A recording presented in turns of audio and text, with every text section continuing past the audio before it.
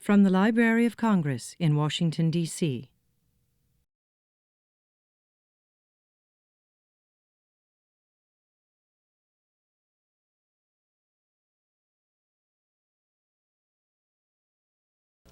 Good afternoon. I'm Susan Vita, the Chief of the Music Division, and it's my great pleasure to welcome you to another in our series of lectures highlighting the work that the members of the American Musicological Society have conducted when they've conducted their research in our unique collections. It's always enlightening to hear what scholars have found in the music division, and when you have over 21 million items, there's lots of room to wander and find things. These talks have explored topics in relatively new areas, such as an examination of aspects of the works of William Schumann. But it's equally intriguing to hear what scholars find when revisiting some of the most popular collections. And today's talk by Professor Carol Oja is indeed one of these, as the Bernstein Collection is one of our most used collections. She will offer new perspectives on Leonard Bernstein's On the Town, drawn from the composer's manuscripts. As always, the library is pleased to present all of these talks as webcasts so that audiences around the world will be introduced to Professor Oja's insights, just as well as we are here in person in the auditorium.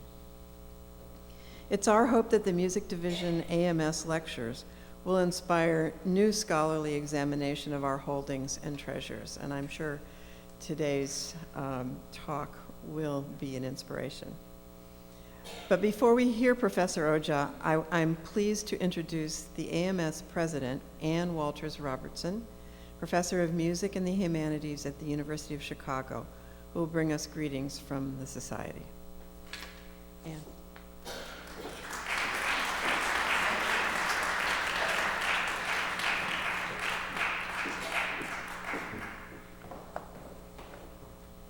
The American Musicological Society is especially proud of its partnership with the Music Division of the Library of Congress.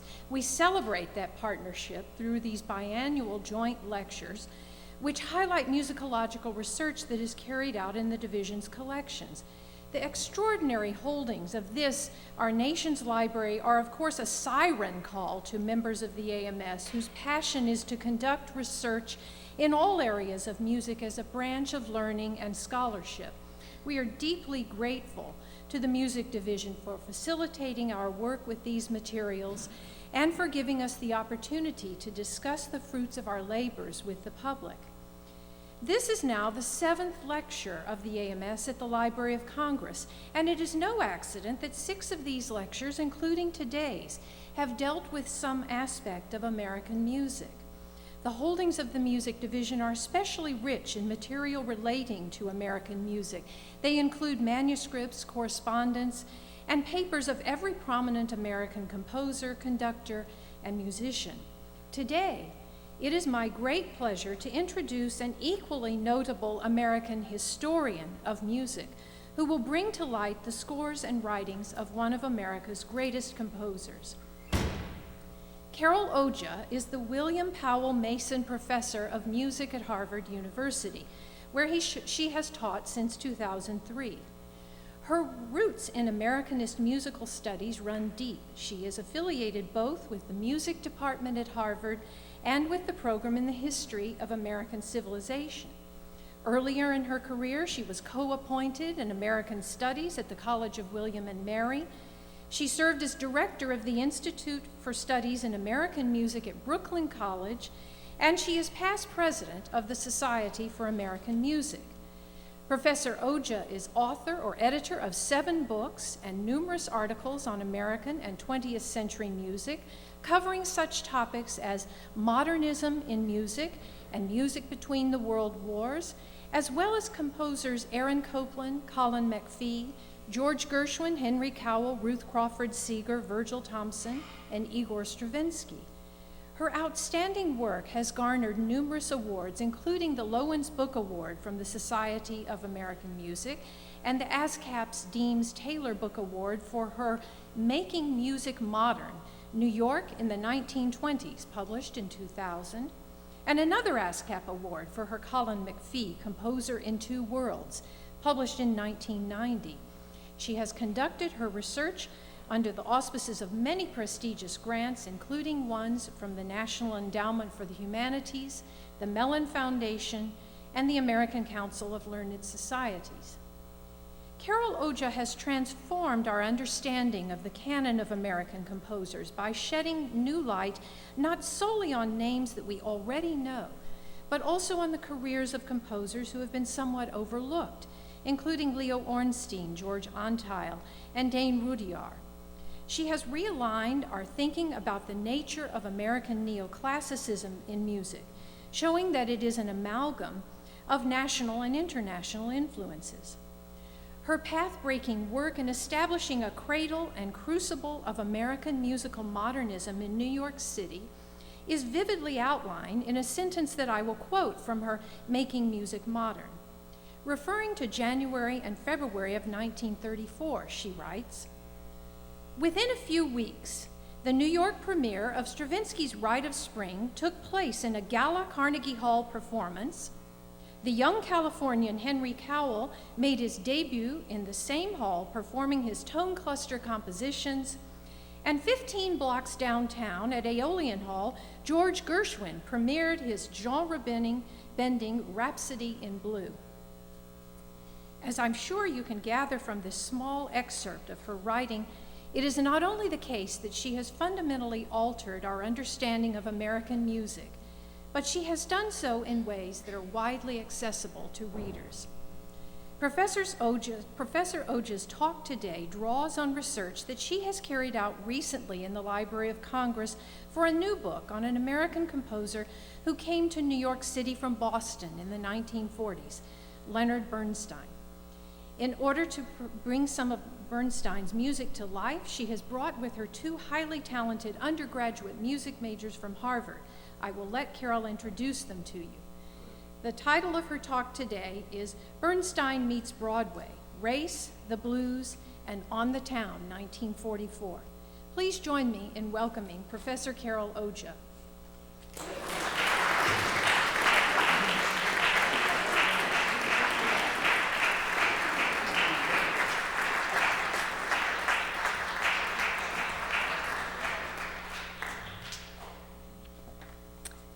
Thank you to Susan and Anne for those very generous introductions. And before starting, I want to acknowledge several other people. First, Denise Gallo, who is the head of acquisitions and processing here in the music division of the Library of Congress, and Robert Judd, executive director of the American Musicological Society, who handle all the arrangements for this series of lectures. I'm also grateful to Mark Eden Horowitz and Ray White, who are both music specialists in the music division, who prepared the wonderful exhibit having to do with Bernstein's On the Town that's in the foyer here. Mark Horowitz is the principal archivist of the Bernstein Collection. He knows it inside and out, and he's incredibly generous in sharing that knowledge with people like me. And finally, I want to say thanks to Marie Carter, actually this isn't finally, Vice President for Licensing and Publishing with the Leonard Bernstein office in New York. Here's the final part, and it's special to be able to say. I want to thank Jamie and Alexander Bernstein, children of Leonard, who are here today, and it's really wonderful of them to come. As one of the best-known musicians of the 20th century, Leonard Bernstein had a flair for attracting attention to himself, to the music he loved, and to the political causes he believed in. Bernstein became an international celebrity over the course of a long career as conductor and composer, which began with an unexpected debut with the New York Philharmonic in 1943 and extended up to his death in 1990. He used his fame to shape a highly visible role as musician activist. Some of the results became iconic, such as when he conducted Beethoven's Ninth Symphony at a concert in December of 1989 to celebrate the fall of the Berlin Wall, an event viewed on television by millions of people around the world. Other political gestures became notorious, as in 1970 when Bernstein's wife Felicia hosted a fundraiser for members of the Black Panthers, an event widely lampooned by the writer Tom Wolfe as representing what he called radical chic.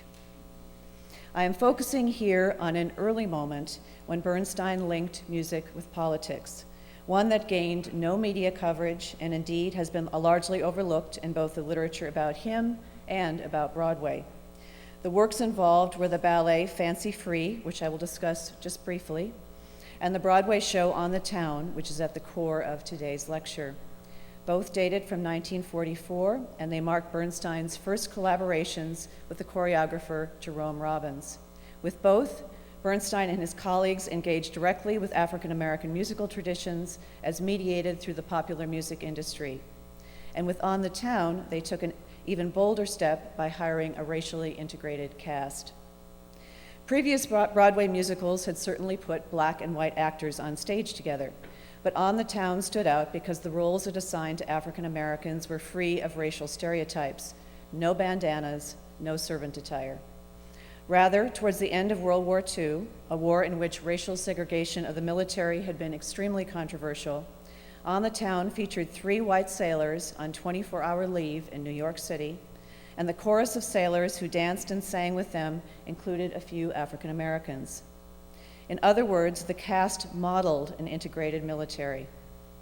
Furthermore, black women and white men held hands on stage, and there was interracial dancing. This in an era when anti-miscegenation laws held firm in many states. To top it all off, Everett Lee took over as conductor of the show at mid-run, likely becoming the first black to lead a mainstream Broadway pit orchestra. At the same time, however, these racial advances were circumscribed.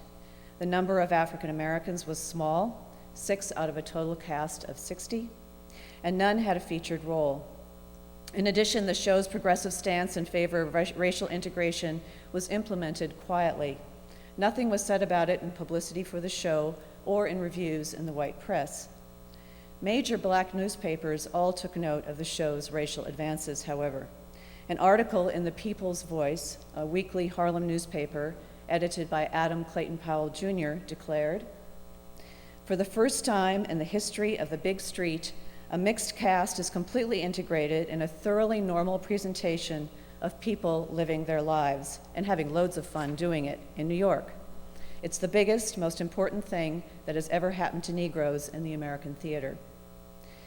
That article was written by Joe Bostic, an African-American journalist who was an outspoken advocate for the integration of baseball, which occurred in 1947, as is well known, 3 years after On the Town. Thus, the integrated cast of On the Town marked a major advance in Broadway musicals. During World War II, racial advocacy groups were putting increasing pressure on many sectors of American society to end Jim Crow, launching a double V campaign for victory over fascism abroad and discrimination at home. As young, politically engaged idealists, Bernstein, Robbins, and their collaborators thus made casting decisions that, in retrospect, fit into the history of the long civil rights movement. Exploring the musical and cultural meanings of On the Town and just about any other aspect of Bernstein's career is possible because of the rich archive of his life's work, which is contained in the Bernstein Collection here at the Library of Congress. Parts of it are also online as part of the American Memory Project. The Bernstein Collection is massive and still growing. It encompasses some 400,000 items covering Bernstein's multifaceted talents as composer and conductor, television personality, and cultural diplomat. Its breadth and comprehensiveness is extraordinary, from correspondence and music manuscripts to television scripts, drafts of prose writings, photographs, date books, press materials, even fan mail. Some wonderful fan mail, actually, in response to the Young People's concerts written by children all across the country. Bernstein began donating music manuscripts to this library as early as the 1950s, and after his death, the bulk of his archival legacy came here. The materials for On the Town are supplemented by the Jerome Robbins collection and by the archives of Betty Comden and Adolph Green, all of which are housed at the New York Public Library at Lincoln Center.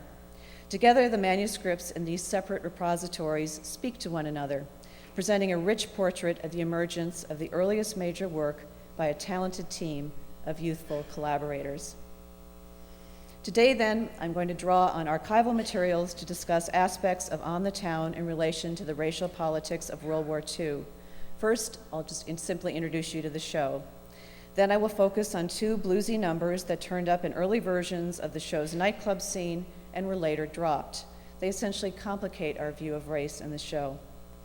And finally, I will say a few words about the African American members of the cast and about Bernstein's political alliances during this period. And I'm pleased that two talented Harvard undergraduates, Samara Oster and David Sawicki, will be performing some of the material from the early versions of those scenes. So, the plot. The plot of On the Town centers on three sailors who arrive at the Brooklyn Navy Yard at dawn in the midst of World War II, eager to launch into one day of shore leave. They sing the now iconic New York, New York, and then they set off on the subway to explore the city. That number is by far the most famous from the show, and I thought I'd play just a brief clip from its first recording, which was made in September of 1945 with members of the original cast. New York, New York, New York, it's a hell of a town. We've got one day here and not another minute to see the famous sights.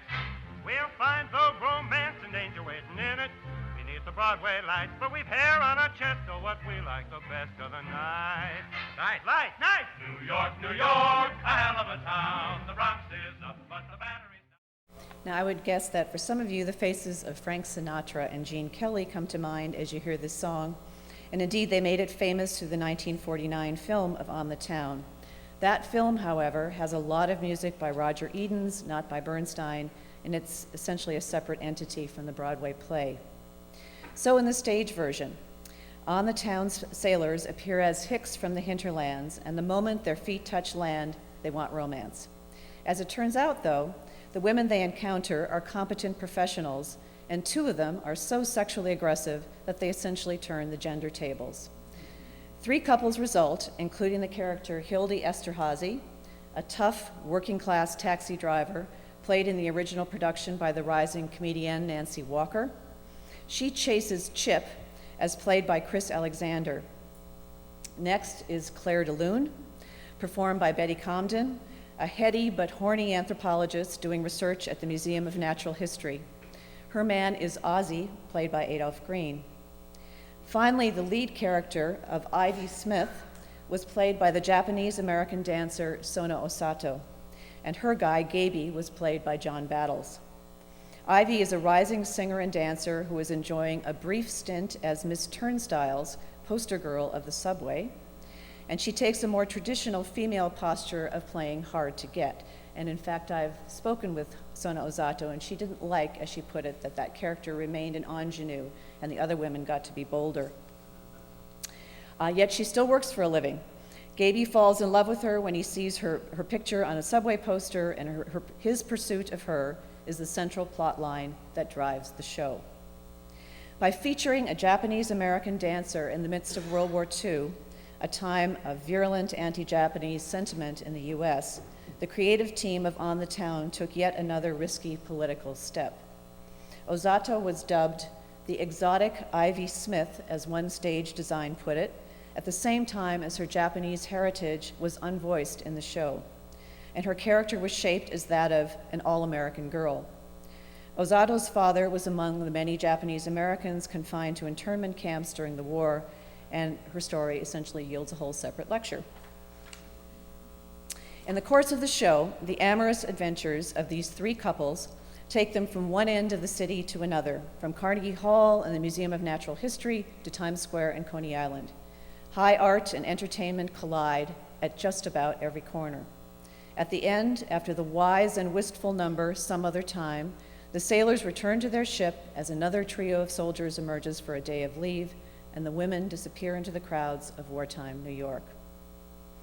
The show's interracial casting is used to depict the diversity of the population on New York City's streets, and it conveyed this through the youthful perspective of its creative team, a group of 20-somethings whose generation made up the majority of soldiers and support personnel on the battlefields of World War II. On the Town was progressive on other levels as well. It consciously transcended the high-low cultural divide, fusing the traditions of musical theater with those of ballet, opera, cabaret, and nightclub comedy. In fact, dance was central to the show, yielding a ballet musical, as one participant called it. Their cultural fusion was also critical, with the latest social dance crazes being integrated with ballet. On the town's approach to gender was also noteworthy, especially the degree to which its lusty female leads asserted their sexuality with ease and self-confidence, seeming oblivious to mainstream gender norms. They delivered off-color comedy with a swagger, and their featured numbers include titles like Come Up to My Place, I Get Carried Away, and the best of them, I Can Cook Too. Manuscripts for On the Town show that Bernstein had the blues on his mind as the score took shape. Understanding that means exploring a bit of prehistory. The idea for On the Town emerged from Fancy Free, a work premiered by New York's Ballet Theater, a relatively new company, in April 1944, just 8 months before On the Town debuted. Fancy Free opened with a blues, not as part of the orchestral score, but as a recording played on a jukebox as 3 sailors enter a bar at night. Using an actual recording in this way marked its own innovation, turning the blues into a kind of found object. Yet despite that jolt of audio realism, Big Stuff was no arrangement of an African-American blues, but rather an original song by Bernstein. During the winter of 1942 to 43, he had worked for the music publisher Harms Whitmark. There he transcribed jazz recordings, did some arranging, and wrote a few of his own tunes. Bernstein hoped to have Big Stuff recorded by the great African-American singer Billie Holiday and to use that recording for the stage premiere of Fancy Free. As an emerging artist, however, he simply couldn't afford someone of that stature. So his younger sister Shirley recorded the version that was used on the ballet's opening night. However, in November of 1944, 7 months after the premiere of Fancy Free, and while On the Town was being written, Billie Holiday did indeed record Big Stuff, and in the next 2 years, she did so 6 more times. Notably, when Bernstein issued the first recording of Fancy Free, which happened in 1946, Holiday's rendition opened the disc. At that point, they were both affiliated with Decca Records. A manuscript of Big Stuff, here at the Library of Congress, shows Bernstein arranging the number for Holiday to record. And there's more information in this detail than you need to read, really, but at the top you see one's through with Billie. Here then is the opening of Billie Holiday's recording of Big Stuff from March 13th, 1946. Cast in traditional pop song form with a tempo marking of slow and dirty, Big Stuff emulates the sultry musical style and verbal imagery of contemporary urban blues, from its racy language to the lilting licks, altered harmonies, and bent notes of its accompaniment. Holiday improvises on Bernstein's melody. So you cry, what's it about, baby? You ask why the blues had to go and pick you.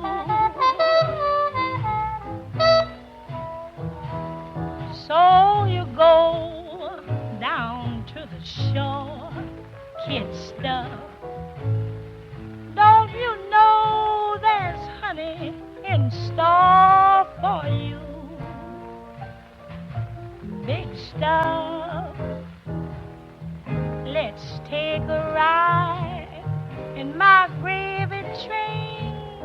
The door's open wide. Come in from out of the rain.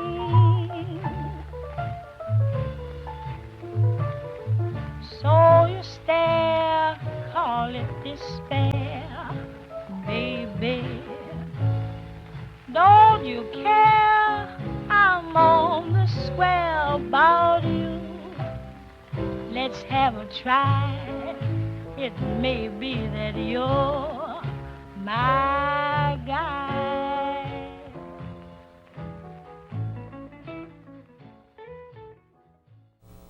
Today, such a musical collaboration seems unremarkable, as we've grown accustomed to crossovers and mixed-race performance ensembles.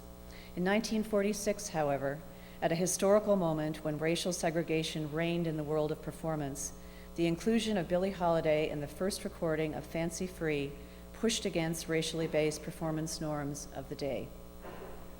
As my work on Bernstein progresses, I'm realizing more and more that with these earliest professional forays, he became a quiet activist for the integration of American musical performance. Examples abound through the years, as in casting the African-American mezzo Muriel Smith in the 1947 revival of The Cradle Will Rock. She was a classmate of Bernstein's from the Curtis Institute, and in fact, she might have been the first African-American to graduate from that institution. Or in featuring the soprano Rary Grist in a televised performance of Mahler's Fourth Symphony in 1960, or selecting James DePriest as assistant conductor of the New York Philharmonic for the 1965-66 season. Thus, Big Stuff inaugurated a lifelong mission, which Bernstein deepened with On the Town. Ultimately, the show did not draw any music from Fancy Free, but the two shared a core idea, and early on, Big Stuff was considered for inclusion in the show, as this brainstorming sheet in Bernstein's hand demonstrates. In a column in the lower left, there's a detail there, Big Stuff is listed among a number of possible tunes for the show, most of which didn't make it into the final production. That same sheet cites other numbers being considered for On the Town, including Gotta Be Bad to Be Good.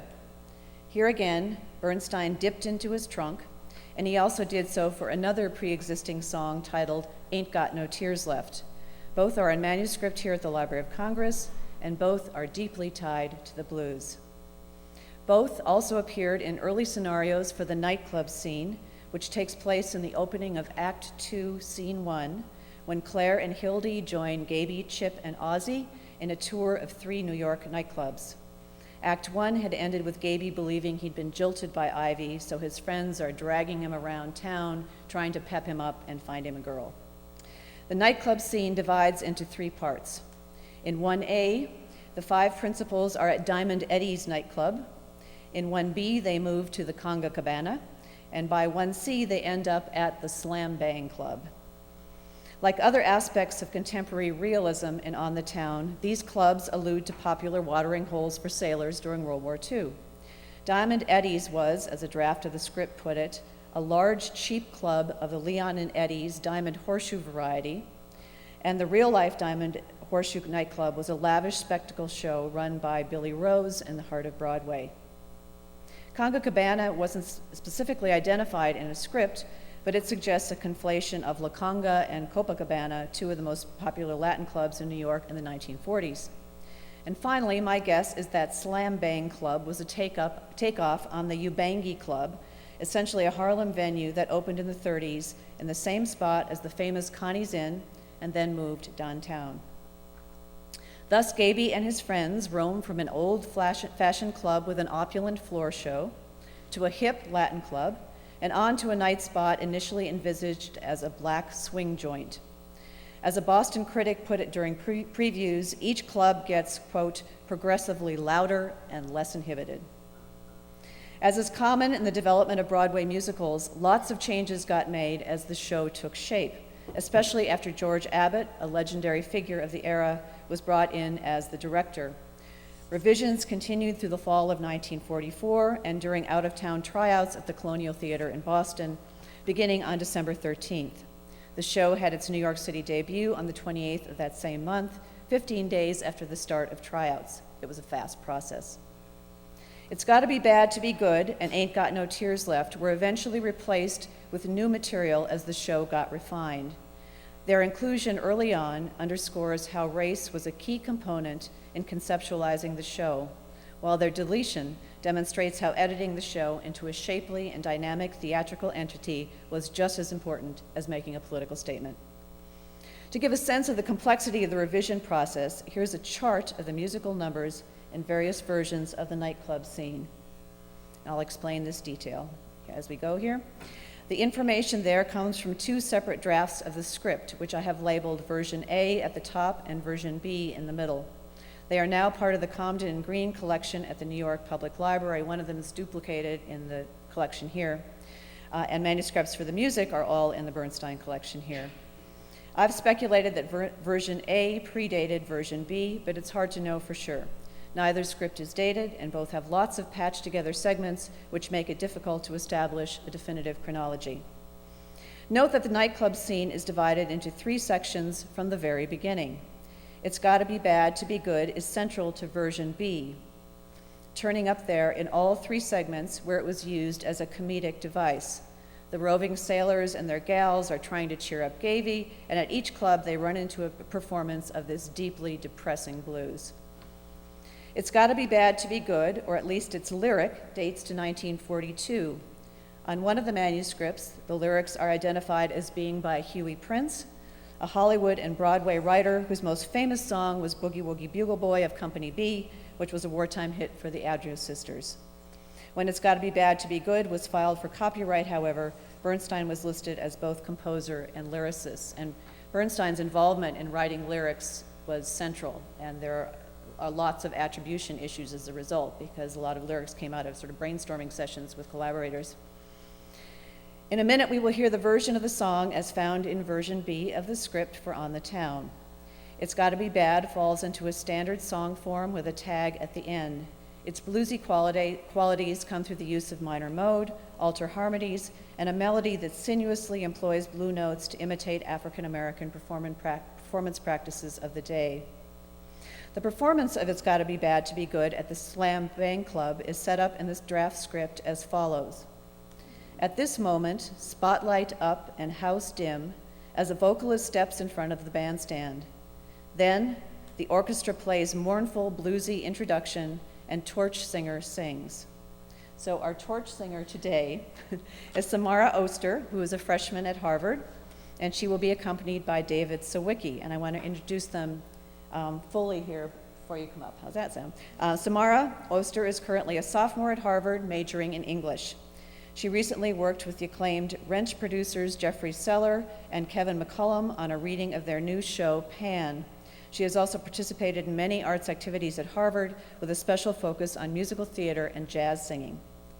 David Sawicki is a Harvard junior studying linguistics. He's a pianist, singer, and clarinetist, and has been involved in all sorts of musical and theatrical activities on campus, ranging from the Harvard Radcliffe Collegium to Hasty Pudding theatricals.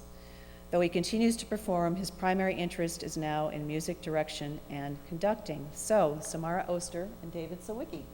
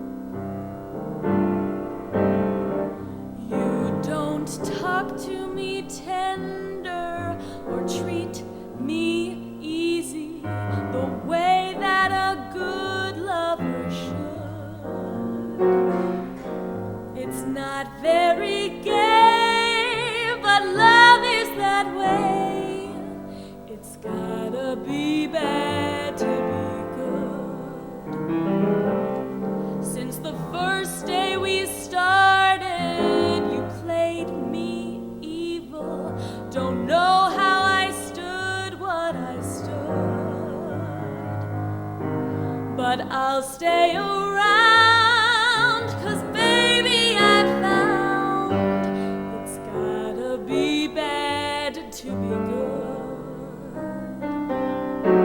I brought you a new heart, so young and so blind. I thought you wanted a true heart, but you're not that kind. Now it's an old black and blue heart that's made up its mind to be yours, come what may. It's a strange kind of love if it keeps you crying, but I wouldn't change it if I could. I'm in for a ride, but I'm satisfied, 'cause it's gotta be bad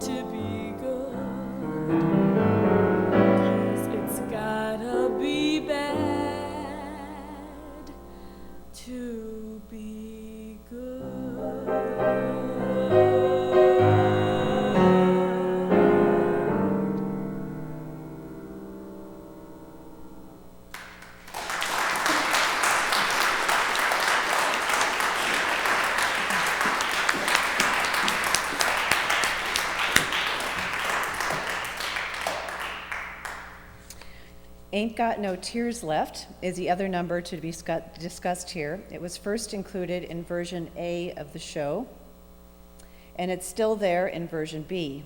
It was also among the numbers labeled as blue in one of Bernstein's many lists for the show. Ain't Got No Tears Left had been tossed out by the time of the Boston premiere, however. Like Gotta Be Bad to Be Good, the dramatic purpose of Ain't Got No Tears Left was to help generate the atmosphere of the Slam Bang Club, a site where, as the final script puts it, the music's primitive, the atmosphere primeval. Version B goes into even more detail to set up the song's performance. Quote, music changes from Spanish to very hot, good trio stuff. The club is quite tiny, just a few tables, a bar, a swing trio. Band is playing a very hot tune. Ozzy says, gee, I'm glad we're here. Listen to that trumpet. End quote. So with tropes like primitive, primeval, and swing, it was clearly a night spot that featured black musicians. The Amsterdam News, a Harlem paper, commented on the Ubangi Club repeatedly. That is the club I've posed as the likely prototype for this scene. In early 1942, when the Ubangi had recently moved downtown to 52nd Street and Broadway, the paper reported, Broadway has accepted the new Ubangi Club, as it did the old Cotton Club, and other cabaret revues featuring colored entertainment, mainly because Broadway knows that the gay white way would not be truly gay without a major Negro vehicle of fun. The club was described as attracting, quote, a packed house of naval officers and colored and white patrons. According to a pencil lead sheet, which is signed Leonard Bernstein, 1943, Ain't Got No Tears Left originally dated from his songwriting period in New York City. It was then titled I've Got No Tears Left, and the tempo indication is slow and blue or slow and dirty. The lyrics there are different from drafts of On the Town, but key phrases are shared, making it likely that the final lyric represented a revision by Comden and Green of the original by Bernstein. The song joins the other blues we've discussed here, infusing the overall shape and style of a 16-bar blues with a 32-bar song form, albeit here it's a song that takes up 35 bars. Bernstein loved to devise asymmetrical renderings of pop song conventions. The bluesy quality of Ain't Got No Tears Left lay in its serpentine melody, the altered chords of its accompaniment, and its blue notes. There are also crunchy dissonances that suggest Bernstein had listened closely to improvisations by black performers, fusing composerly license with the transcriber's ear. Thus, when Gaby and his friends arrive at the Slam Bang Club, according to version B of the script, a singer, quote, goes unexpectedly right into Gotta Be Bad to Be Good. Chip and Ozzy exchange a horrified look, and they beg her to stop, asking for anything but that. She then turns to the trio and calls out, tears left. The script continues. At this sad beginning, the boys get up again, but the girls restrain them, even though Gaby can be seen sinking into the blues. The spotlight picks up the singer, and she does the whole song. So here again are Samara Oster and David Sawicki to perform Ain't Got No Tears Left.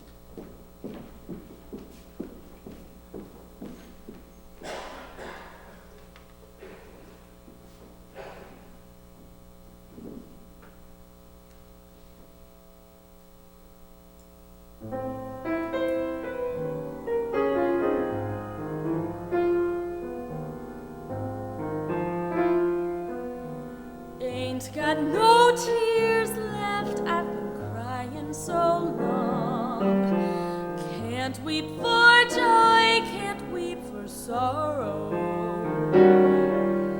Ain't got no tears left, though the pain is so strong.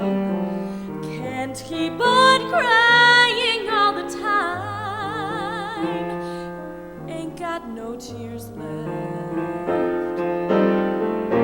The day you walked out without any trace, I tried to find you, but you won the race. And now I sit here, don't go any place, just keep on staring into space, remembering your face. Ain't got no hope,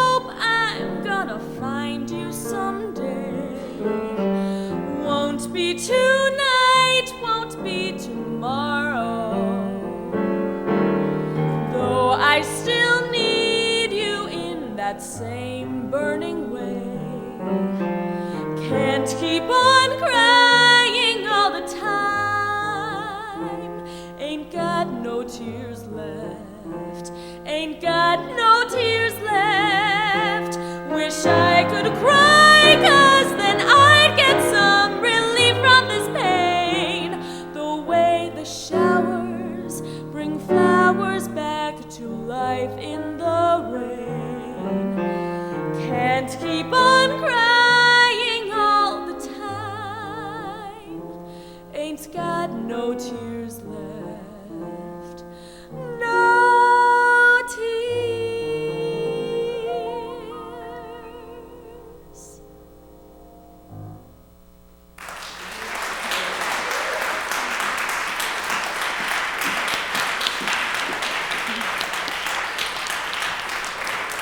Thanks to you both.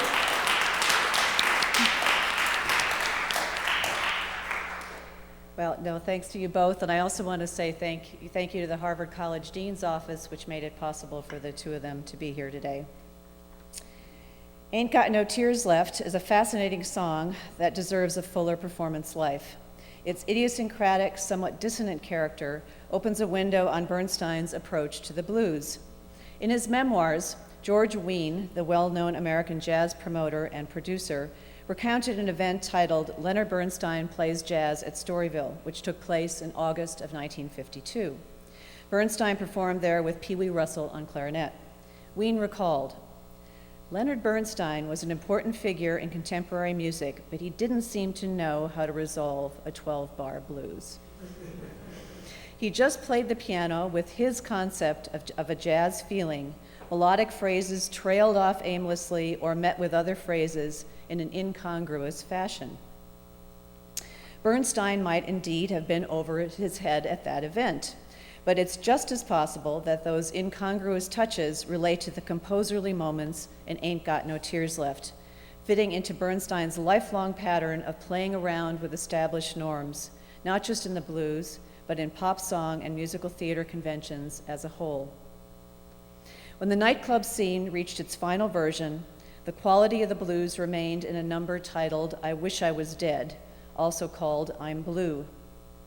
And you see it there in the bottom row, which was performed at the first two clubs by a lowbrow lounge singer the character was named Diana Dream. This new number essentially replaced the function of Ain't Got No Tears Left and Gotta Be Bad by assaulting Gaby with camp and caricatured grimness, ramping up the dramatic artifice for comic effect. Here's a super brief excerpt from the opening of I Wish I Was Dead, as heard in a studio cast recording of the show from 1961. I'm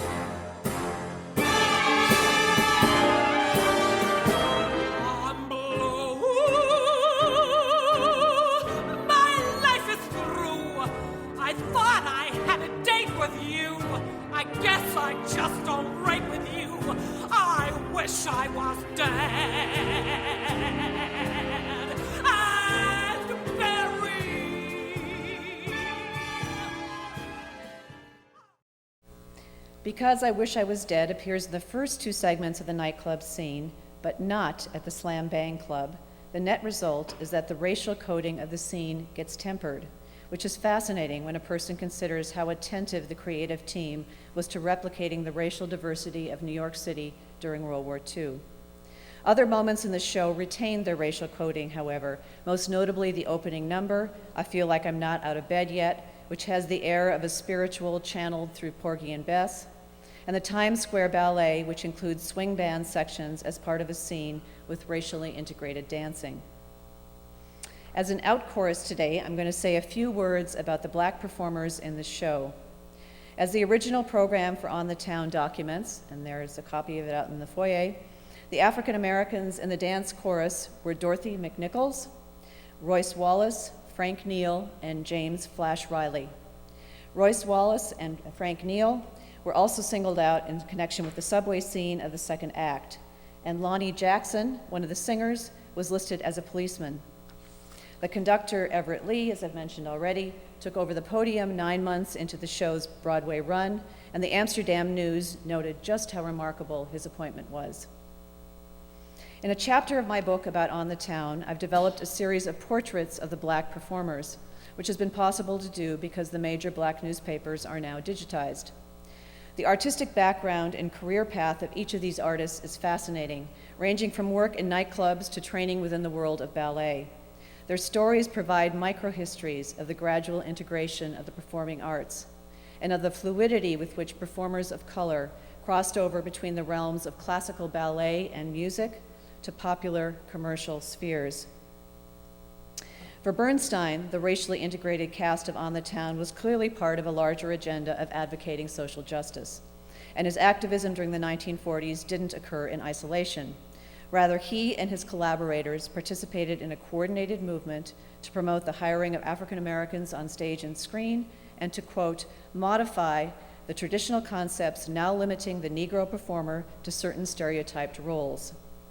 That quotation comes from a 1943 manifesto drafted by the National Negro Congress, an organization dedicated to building coalitions among existing racial advocacy groups. That year, the year before On the Town, the National Negro Congress formed a so-called cultural division to address racial inequities in the performing arts.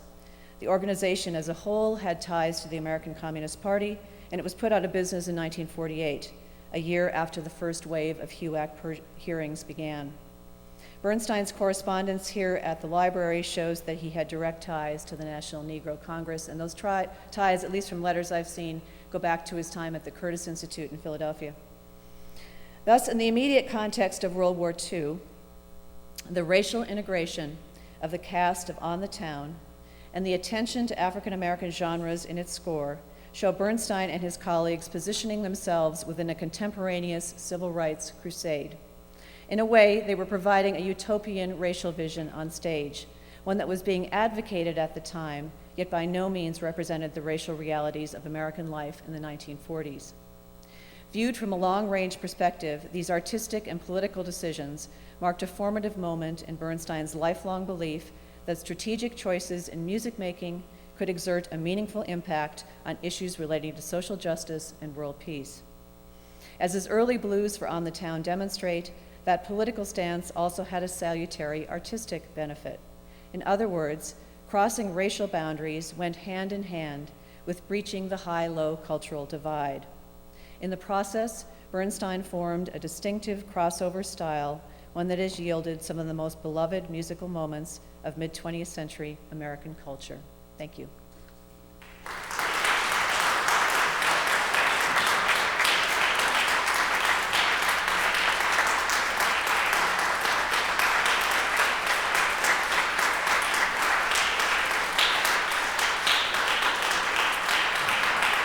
Thank you. I want to say a final thank you to Samara Oster and David Sawicki, please. Would you guys come up and take a bow?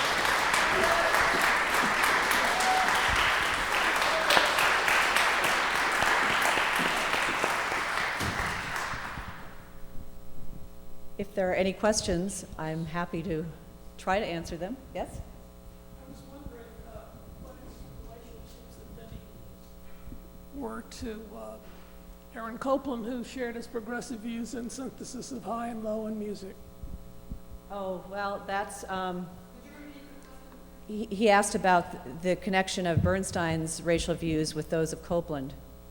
And that's a complicated story. I mean, this is a very close professional and personal relationship, and one that involved sharing a lot of ideas. I think that in the case of the racial issues here, Copland's less of an influence than is Jerome Robbins. It's sort of, these are like separate parts of Bernstein. And with Copland, what he really did is to get Bernstein interest in Latin American styles. And there's a whole paper trail here at the Library of Manuscripts showing an early ballet manuscript, for example, from the early 40s called Conchtown, which finds its way into Fancy Free and later into West Side Story, and has a lot of Latin material in it, at the same time as Copland's doing the same thing. So it's sort of that corner that Copland was connected to, a very important one. Any other questions?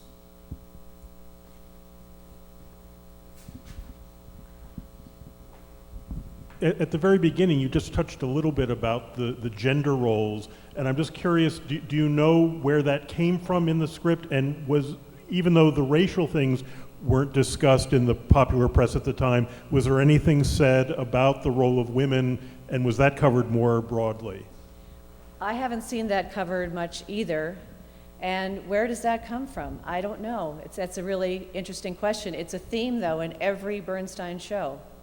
I mean, the female characters are consistently competent and very outspoken and usually in control. So I can't answer that question.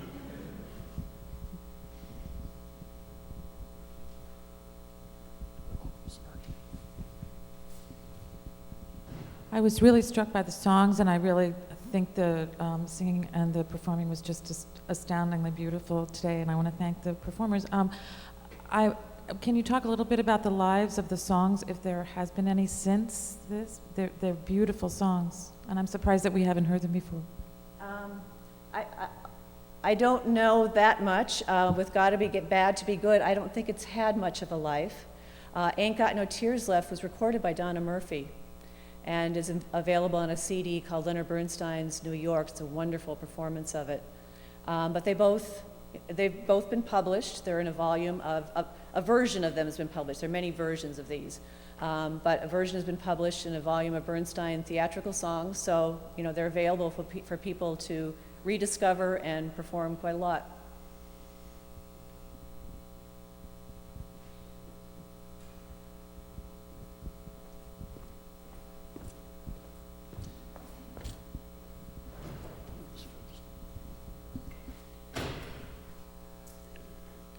You mentioned the Conga Club. Was that the name of the place? Yeah. Moving from Harlem to downtown, and you either know or don't know that 52nd Street at that time was known as the Jazz Street of the world, and I'm wondering if that was the real connection rather than Broadway, because that gave those musicians an opportunity to walk across the street, as many musicians did, from one club to another, to jam with musicians and provide a tremendous cross-fertilization of ideas in the realm of jazz. Well, I agree with you completely, and this scene in On the Town is replicating what was probably 52nd Street. It's a Conga Cabana that's in the play, and the cross-fertilization was great. Betty Comden and Adolph Green had a comedy group called The Reviewers, which was performing in some of those same clubs. So the degree to which this creative team of Bernstein, Robbins, Comden, and Green came out of nightclubs is fairly great, actually. It's just part of the mix. I'm glad you mentioned Betty Comden, because I was going to suggest that maybe she might be the key to all of these assertive women that keep showing up in these Bernstein musicals, because, I'm thinking of the one of Ruth in Wonderful Town, who is also very assertive, and that's another one of the Comden and Green collaborations. And I have a feeling, I always felt like Betty Comden was so much those characters, and she, of course, was in On the Town as well as being one of the collaborators, and she played Claire de Lune, right? Well, right, this is Jamie Bernstein, and I agree with you, Jamie. I mean, and Betty certainly probably deserves a lot of credit for this. Maybe a way to look at that is she sort of planted the seed, because with Trouble in Tahiti, which has your dad's libretto, the women are strong too. Now that's 8 years after this. But she probably did sort of get this idea in motion, or just this notion of shaping a female. For me, as a woman working on these shows, however, it makes it a pleasure to be dealing with strong female characters. Any other questions? Right here. Oh, just passing the mic. So, Alexander Bernstein, yes. Yeah, right. I've thought of On the Town sometimes as sort of the anti-Oklahoma, which I guess had opened a year or two before. And I'm thinking about the first scene.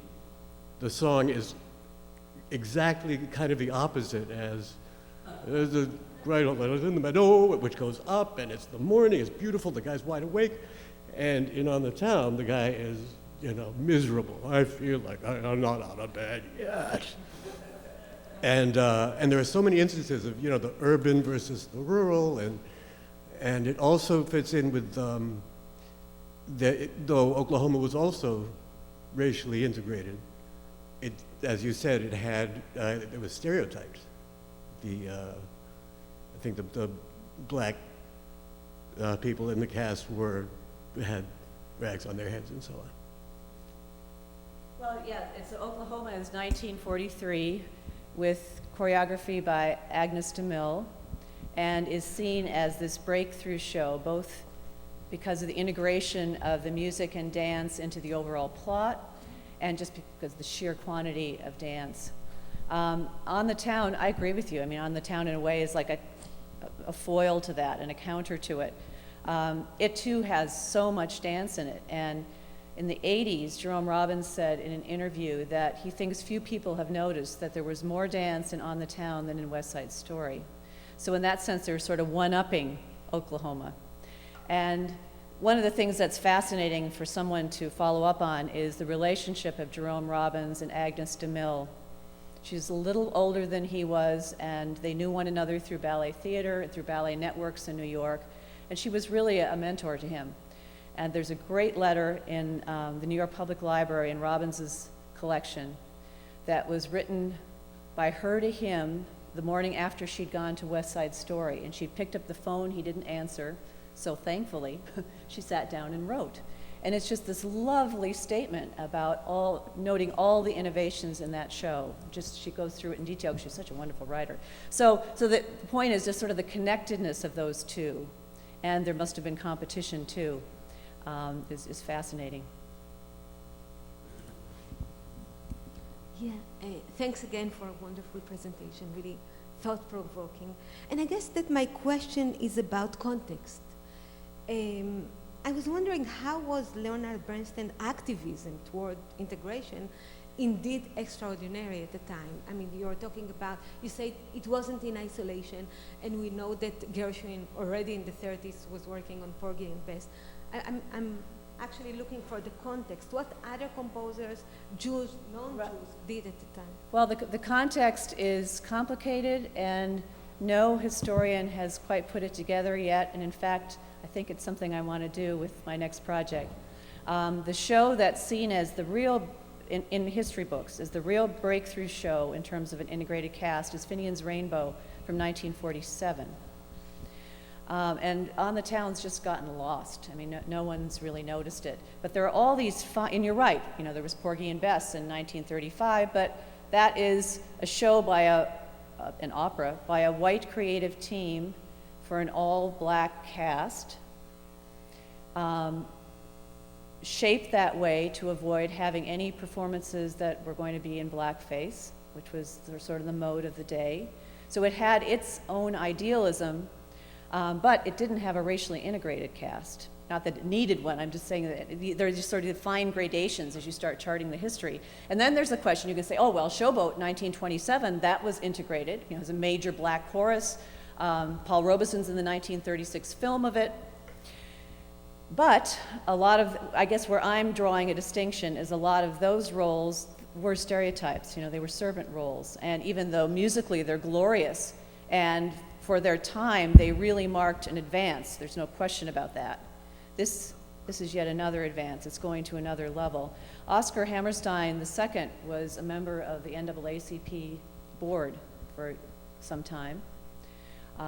There's been a new book about South Pacific by Jim Lovensheimer, which explores that a bit. Again, it's an area that's just ripe for lots more research.